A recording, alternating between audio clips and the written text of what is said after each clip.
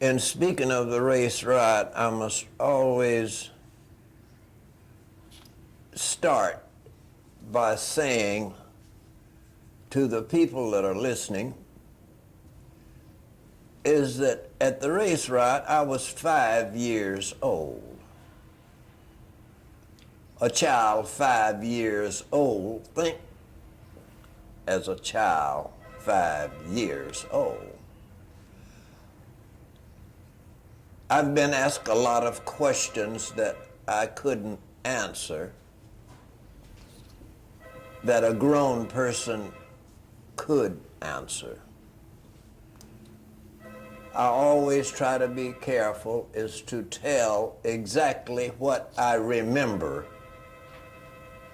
and I let the rest of the questions, I leave them to put aside.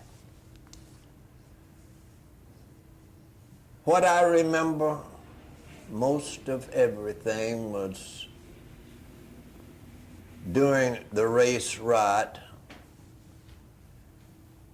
my little neighbor, Arvella Johnson, now deceased, and I were walking and running down the street holding hand in hand. I don't know as to exactly at what time of the riot this was, but I do remember the two of us running in front of our houses, which we lived next door to each other, hand in hand. But what I remember mostly is when all of a sudden my mother was excited, is because that she saw 4 men coming toward our house, and all of them had torches, lighted torches on their side, coming straight to our house. My 2 sisters and my brother, all of us were in the house, and she told us to get up under the bed quickly. So as a result, we got up under the bed, and I was the last one to get under the bed because my older sister had to pull me under the bed, being 5 years old. And when these people came in, these 4 men came in, they walked right past the bed, right straight to the curtains in the house. And they set fire to the curtains, and as a result, everything in and around was burning. And that's what I remember more than anything else. And that eventually, they left after then, and eventually this fire caused our house to burn down completely to the ground. Didn't one of them officers step on your finger? Yes, and my sister had to pull me back under the bed is because that in leaving, it's always been a thing, it's whether it was they were leaving or whether they were coming back. I've thought about this a lot of times. Were they coming in or were they going back out when they stepped on my finger? And so I just couldn't remember at 5 years old, but I know they did step on my finger, and my sister put her hand over my mouth to keep me from hollering. Mm-hmm. Now that's my story that I remember of the race riot. And as a result, our house was burnt down by the men with the four men with torches. I've understood that your daddy owned a skating rink. He was quite a prominent person. He had a skating rink that he was very proud of, and that burned to the ground. And what about afterward? He never could build that again. My dad worked as a, people call it custodian today. He worked as a janitor at the Strand Theater between 1st and 2nd on Main Street.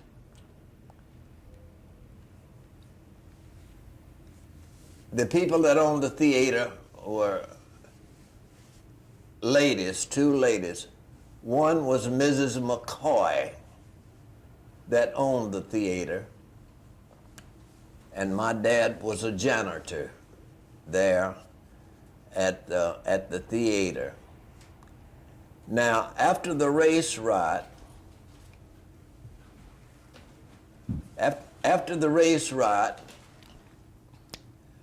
Mr. Wynn, the owner of a lumber yard that was near the tracks on Elgin Street,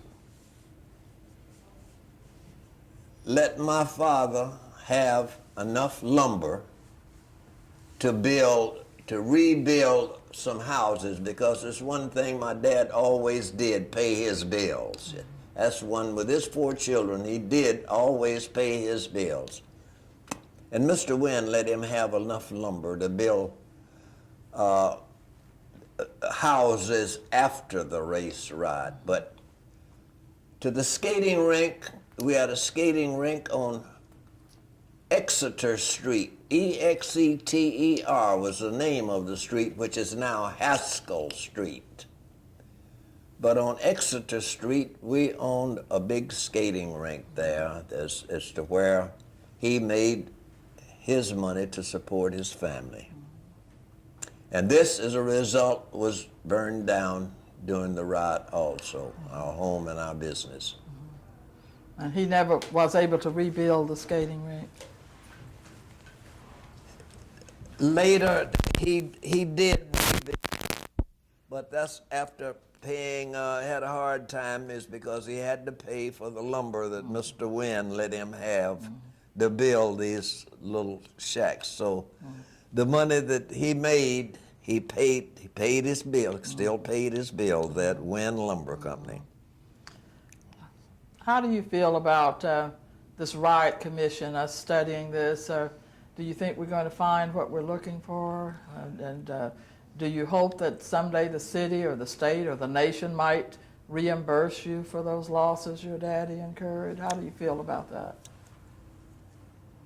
I have grown up in Tulsa, having been born here, and have lived in Tulsa, the only staple address that I've ever had, excluding the Army and things that took me away from home. But this is the only address that I've had at Tulsa, Oklahoma. And all in all, cut.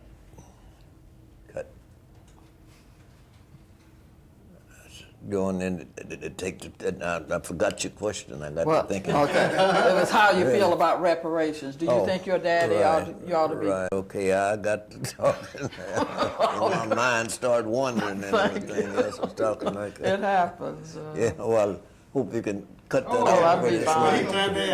Yeah. Okay. Yeah. Now tell us about reparations. How do you feel? Should somebody pay for your daddy's losses?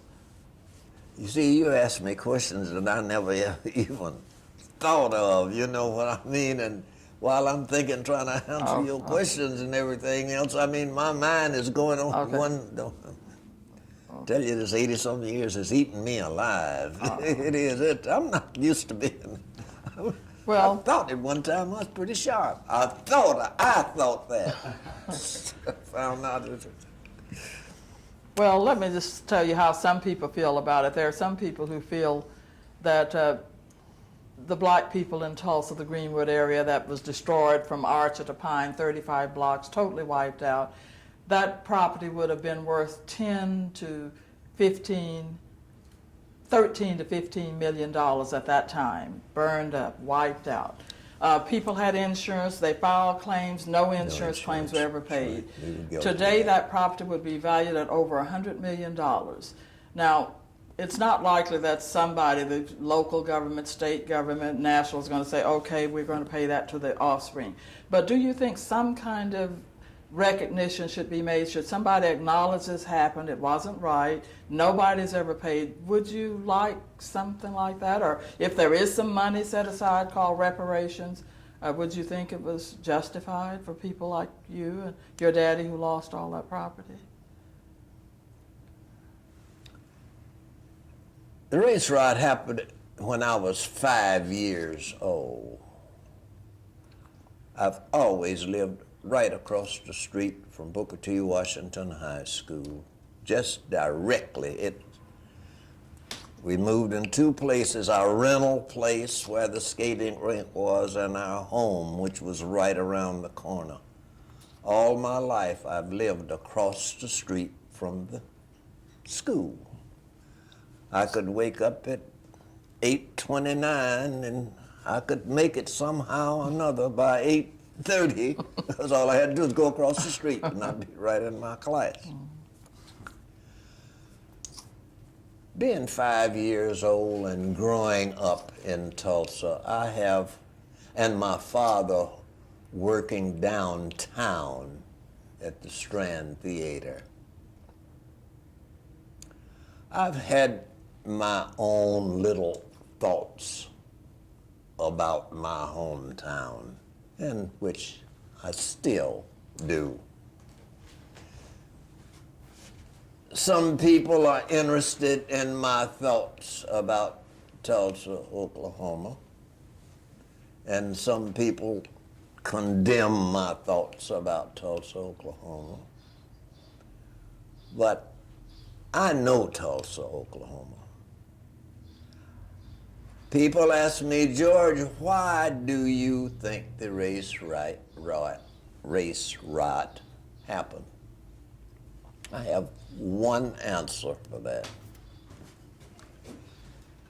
The black section of Tulsa, Oklahoma, which is north, was a little bit too close to downtown Tulsa. And it's still that way today. You can sit here or at my house, which isn't too far, and you can look downtown and see every building that they are building. Anytime they build one, you can look and you can see the city growing. And you come right across the tracks and you see nothing but black businesses, black homes. And I've always thought that this was one of the things why that race riot was. It's to move us out and get us away from this downtown. In Tulsa, Oklahoma, on the north side is just as flat as it can be, and on the south side of town, everything is up and over and hills and everything.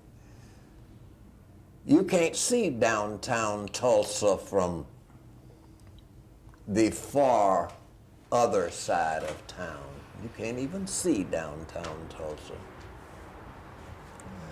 That's my personal opinion, and I could be wrong about that. But having been born in Tulsa and living here all my life, that's my personal